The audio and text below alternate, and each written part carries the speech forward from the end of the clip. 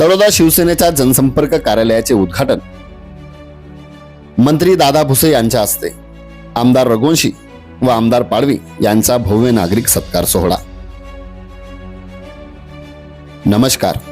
तळोदा येथील शिवसेना जनसंपर्क कार्यालयाचे उद्घाटन व भव्य नागरिक सत्कार सोहळा शुक्रवारी दिनांक 11 एप्रिल 2025 रोजी सायंकाळी 6 वाजता विद्युत वितरण विभागाच्या कार्यालय शेजारी शहादा रोडवरील कार्यालयात संपन्न होणार आहे।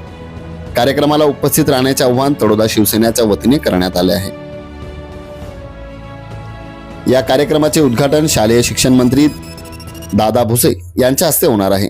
अध्यक्ष म्हणून विधान परिषदेचे सदस्य चंद्रकांत रघुवंशी उपस्थित राहणार आहेत।